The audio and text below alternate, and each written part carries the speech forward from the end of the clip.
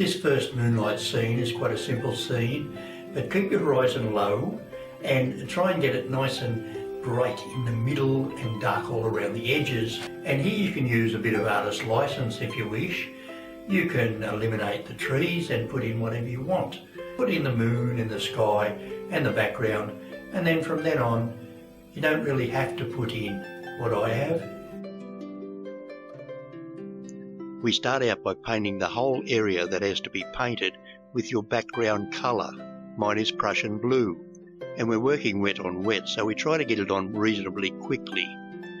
And in doing this, I'm using a spray of water.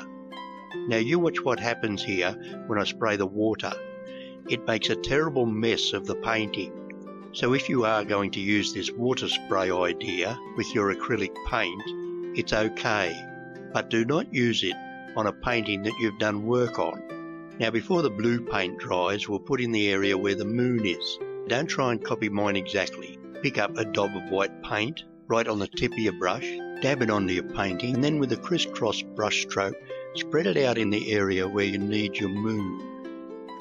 Don't keep going back over the middle bit because we want this nice and bright. As you move out with the brush, you'll see the brush will pick up the darker paint and it won't be so bright. And just leave it like that because it looks like a mist around the moon. Now with just a little bit of white on the brush, I didn't clean the brush. We'll put in the mountain and just scrub it in, but you keep concentrating on the top of the mountain.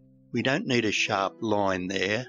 Keep your mountains low with a gentle curve and not up and down like a sawtooth. And you must be careful not to drop them off at the edge of the picture. My mountain's a little bit bright. I'll darken it by scrubbing some darker paint into the bottom. Now for the moon, I'll pick up a little bit of white on the tip of my finger and touch it in where I want the moon and round and round. You don't have to use your bare finger. You can wear a surgical glove or use a little brush. I think that could be brighter. Let's have a little bit more white. I'll touch it up and we'll have a bit of a bright spot. Ah, there's the man in the moon. Now here's where you can decide what you want in your painting. Work out what you want by what you have already, and then put things in there that you like. Maybe you like figures, maybe you like trees. It's quite easy because all you have to do is paint the silhouette. In my painting I'll have trees, but before I paint the trees in, I need to get some background light in the middle of the painting. I'll load just a little bit of white on the tip of the big flat brush, and I'll unload it very horizontal. Don't drop it down at the edges, keep it up at the edges, and then I'll unload it again underneath. Don't go back over it, just leave it like that. Now for the trees. With a flat hog bristle brush, I'll make a mark to get started, and then I'll brush in what is the silhouette of the tree. The corner's square, the tree's round. So don't make a tree squared, it's a round tree. You need to paint in the trunk, not too big. I'll paint it in small to start with, and then we'll think about how big we want it. We don't want it too thick because this is only a little tree. You can have a big tree that extends way up past the top of the painting. Now I am loading this brush often and painting in these little umbrella shapes. They overlap and they're all umbrellas. Try to make your tree a very natural shape. And then a couple of big branches. I'll add them with a flat brush. You can use any brush you wish here. Then again with a flat brush, I'll load it with a little bit of white and add where the moonlight is shining on the edge of the foliage. Not too much, we can always add more later. And do exactly the same if you're working with figures or working with trees. Put your moonlight down the inside, and then with any brush you wish to use, paint a few branches within the space of the foliage. If you make a mistake, just cover it over with dark.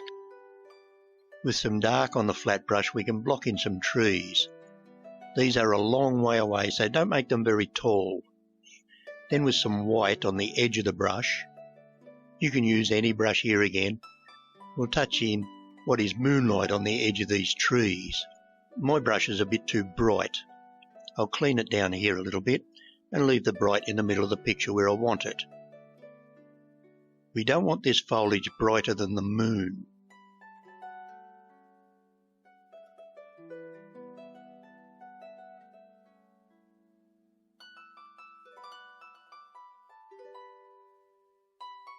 Well, they're a little bit bright. Doesn't matter, there's not much of them. Always put a bit of dark under your trees. Now I want to criticise this straight away. You see that white bit there? It attracts your eye to there. I prefer if it was dark back there. I'll just cover it over a little bit. That keeps your eye into the middle. But that's no good either, see? It looks like a square there. We don't want anything there that looks like something. I'll take that out. There. And the same on the other side. It's too bright. But we haven't finished over there yet. What can we have over there? Well, you can put whatever you wish. I'll put a couple of palm trees over there. So with a fan brush just loaded with dark, I'll put in a palm tree. I'll show you how to do these in a minute. Palm trees have about 12 fronds, but there's no need to paint that many in. I'll paint in a little trunk with a fan brush, and underneath the trunk we need that bit of dark. Otherwise it'll look like it's hanging in mid-air.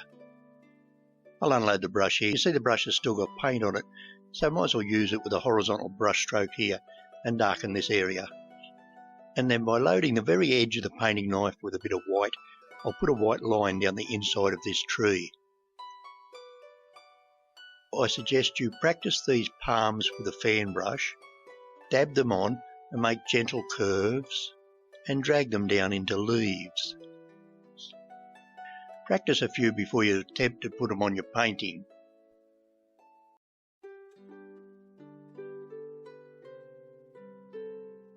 And of course you need a trunk, which is just a thin line, and we'll do a few big ones.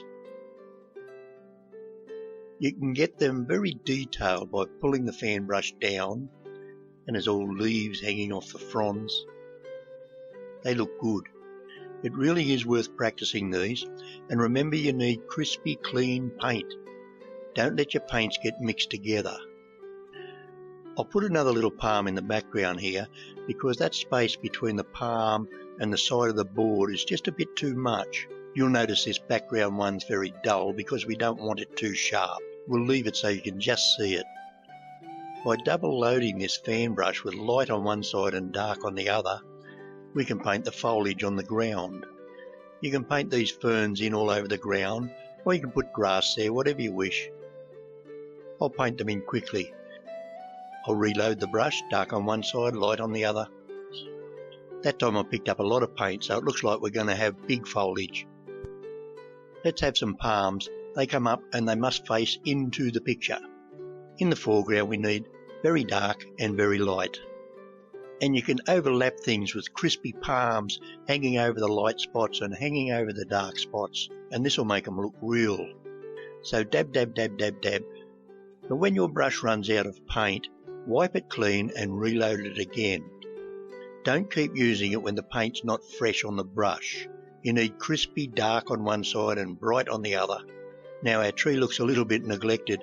We need to put some more moonlight on the tree to balance with the ferns. So dab on some white, not too bright, and don't overdo it. And to finish off, I'll put a little dab of white on that palm tree there. Keeps your eye into the middle.